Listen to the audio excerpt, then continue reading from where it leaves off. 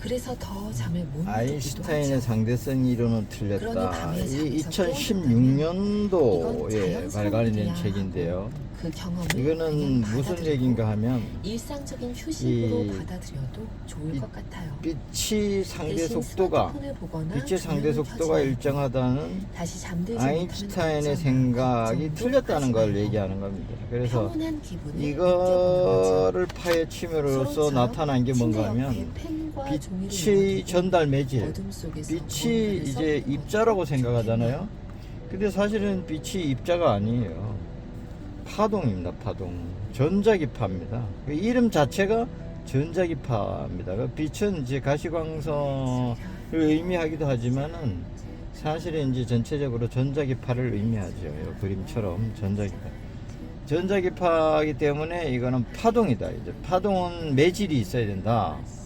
그래서 그 매질이 에테르라는 건데, 그 에테르라는 것이 이제 그때 당시에 마이클슨과 몰리 간섭계를 실험하면서 이제 에테르가 없다라고 이제 생각을 한 거죠. 사실은 에테르가 있습니다. 에테르라는 게 이제 절대 정직의 공간 매트릭스라는 것이 있습니다. 있어야지만 전달이 되죠. 빛이라는 게. 그리고 공간이라는 게 이제 그 전달 매질이 있다는 그 핵심적인 증거는 바로 이제 투자율과 유전율입니다. 즉 말해서 정기적인 현상과 자기적인 현상이 이 공간에 어떤 그 값을 갖고 있다 이거죠. 값을 갖고 있다는 건 뭡니까? 뭐가 없다는 게 아니잖아요. 뭐가 있어야지 그 특성이 나타나듯이 바로 공간에 이제 특성이, 전자기적 특성이 있다라는 겁니다. 그게 바로 매질이 있다는 증거입니다. 그럼 뭐 측정이 가능하고 실험실에서 측정이 가능한 거죠. 그래서 이 아인슈타인의 상대성 이론 틀렸다. 이 책은 결국에는 매질이 있다는 것과 빛이 입자가 아니라 파동이라는 걸 이게 확증하는 책이죠. 증명하는 책입니다.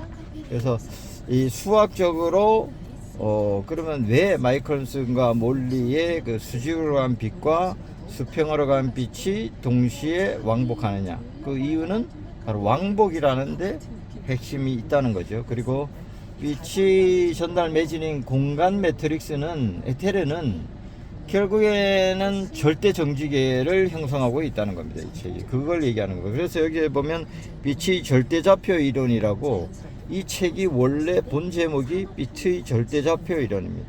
그거에 의해서 이제 아인슈타인 상대성 이론이 틀렸다는 거죠. 특수 상대성 이론과 일반 상대성 이론 모두 다 틀렸다라고 이 책이 이제 설명을 하고 있는 거고, 이제 2026년 10년이 지나서 이제 아인슈타인이 만들고 싶었던 이제 통일장 이론, 바로 이게 통일장 이론입니다. 모든 것의 이론, 통일장 이론, 존재의 본질.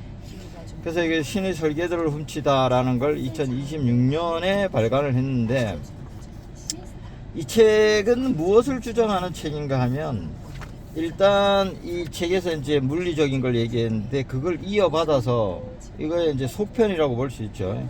그래서 물리적인 하드웨어적 실존의 우주에 관한 걸 이제 설명하고 있습니다. 그래서 이 빛이 전자기파라 그랬지 않습니까? 근데 빛뿐만 아니라 물질도 사실은 전자기파라는 거죠. 우리가 간단한 예를 들어서 이 물질과 물질이 만났을 때 어떤 현상이 일어나나 이거죠. 우리가 이 책을 이렇게 두드리거나 만지거나 했을 때 이 만져지는 느낌이라든가 이런 게 다 뭐냐? 전자기적인 현상이라 이거죠. 이 원자의 최외곽에 있는 전자들이 전자기적 반발력으로 이렇게 만져지고 두드려지고 하는 겁니다. 전자기적인 겁니다. 그렇기 때문에 원자도 사실은 원자가 부피를 형성할 수 있는 거는 외곽에 이제 전자기파가 흐르고 있기 때문에 그렇습니다. 전자기파가 거의 무한의 속도로 원자를 감싸고 있습니다. 그래서 원자의 부피가 형성되는 것이고, 사실은 그 원자들은 사실은 그 아무것도 없는 거죠. 에너지가 그냥 진동하는 거죠. 진동하는 겁니다. 그 에너지는 바로 대표적인 게 전자기파, 빛이라는 거죠. 전자기파라는 거. 그래서 이 일부는 이 우주 전체가 사실은 파동으로 형성되어 있다라는 거고, 그 다음에 이제 2부에 넘어가면은 이제 집단 가상화. 그러니까 이거는 뭔가 하면 2, 3, 4부는 뭔가 하면 인간의 의식에 관한 겁니다. 의식.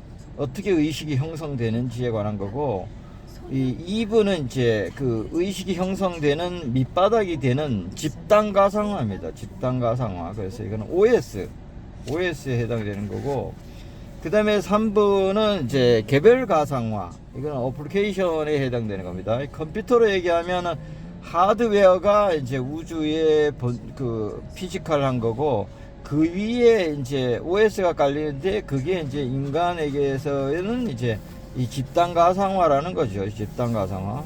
집단가 OS. 여기는 뭐 정치, 문화 뭐 여러 가지가 포함되어 있고, 이제 개별 가상화에는 이제 개인의 각자의 어떤 그런 걸 얘기하는 거죠. 각자의 우주, 개별 가상화 우주.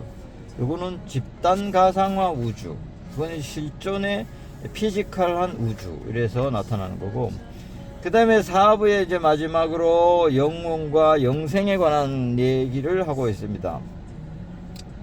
이게 인간들이 이제 지금까지 발전해 오면서 아주 과거부터 지금까지 쭉 뭐 종교라든가 문화라든가 뭐 여러 가지를 걸치면서, 또는 인간 본연의 어떤 스스로의 생각으로 갖고 있는 게 영혼이 있다. 뭐 없다고 주장하는 사람도 있지만은 영혼이 있다라고 생각하지 않습니까? 근데 그 영혼이 이제 뭐 기존의 종교에서는 뭐 아트만이니 뭐 참나니 뭐 이렇게 여러 가지가 있어요. 그렇지만은 그게 사실은 어떤 형체가 있는 게 아니라, 이 책에서는 소프트웨어적이라는 거죠. 영혼이라는 게 이제 만들어지는 겁니다. 즉 영혼이라는 게 어떤 있어서 그게 어떤 윤회라든가 아니면 다음 세대에 이렇게 계속 가는 게 천국에 간다든가 이런 게 아니고, 인간이 살아가면서 태어나서 이제 OS나 개별 가상화를 통해서 자기만의 어떤 영혼을 만든다는 거죠. 만들어내는 겁니다. 사실은 영혼이라는 게. 그 만들어진 영혼이 죽은 후에도 이제 쭉 가는 거죠. 예를 들면 이제 도깨비라는 영화가 있죠. 거기에 보면 이제 그 칼을 사용했던 사람이나 그 칼에 묻은 피의 주인공이 이제 그 칼에 깃들어서 이제 도깨비로 작용하는 거죠. 그런 겁니다. 그러니까 소프트웨어적인 거라는 거죠. 그러니까 칼이 도깨비가 아니라 그 칼에 깃들어 있는 혼이라는 거지. 그게 그 영혼이라는 겁니다. 그래서 이걸로 다 이 책의 내용으로 모든 현상을 설명할 수 있어요. 귀신이라든가 도깨비라든가 우리가 뭐 이렇게 생각하는 그런 영혼이라든가 이런 걸 다 할 수 있다는 거죠. 그래서 영혼은 만들어지는 거고, 여기 이제 4부에서는 그 예를 들어서 이제 붓다의 영혼, 예수의 영혼, 뭐 소크라테스, 공자, 세종대왕 뭐 이런 영혼들에 대해서 설명하고 있는 거고, 우리가 인생이 사는 목적 또는 존재의 본질이 뭐냐? 존재의 본질은 바로 영혼의 창조에 있다는 거죠. 우주라는 게 본연의 자기를 각성하는 영혼을 창조하는 게 그 본질이라는 거죠. 그 영혼 또는 여기서 말하는 OS나 어플리케이션이나 이 컨텐츠 같은 것들이, 영혼이 그것 또한 전자기파입니다. 그러니까 우주는 사실은 물리적인 것도 전자기파인 거고, 소프트웨어적인 것, 인간이 이 감각이라 느끼는 이 모든 것들도 다 소프트적인 것들도 모두 포함해서 전자기파라는 거예요. 파동이라는 거죠. 우주가 파동으로 형성되어 있다. 그 파동의 매질이 바로 공간 매트릭스라는 공간 매트릭스라는 겁니다. 그 공간 매트릭스가 어떻게 이 에너지와 상호작용해서 물질로 색으로 보여지냐, 물질로 보여지느냐. 이 불교에서 색즉 시공이라고 그랬죠. 물질이 곧 공이다, 없다는 겁니다. 그러니까 뭐가 있다는 것은 에너지를 얘기하는 거고, 그 에너지의 모습으로 나타난 게 물질이라는 겁니다. 물론 소프트웨어적인 것도 마찬가지고. 그래서 이 책은 사실은 책이 너무 두껍죠. 그래서 이 책이 27,000원으로 굉장히 비싼데요. 사람들이 비싸서 읽지도 못하겠다 이러는 사람들이 많습니다. 근데 이 책의 원가가 얼마인가 하면 26,800원입니다. 이 책을 만드는 데 들어가는 비용이 한 권당 26,800원이 들어가는데 제가 200원을 보태 가지고 27,000원으로 출간을 했어요. 근데 이 책은 사실 더 저렴하게 출간할 수가 없어요. 이거 원가입니다. 원가인데 200원이 붙어 있는 겁니다. 그래서 여러분들이 만약에 삶의 본질 또는 존재의 본질을 알고 싶다 이러면 이 책을 한번 읽어보는 것도 좋겠습니다. 오늘은 이 책을 소개하는데 소개하기 위한 영상을 찍어봤습니다. 네, 감사합니다.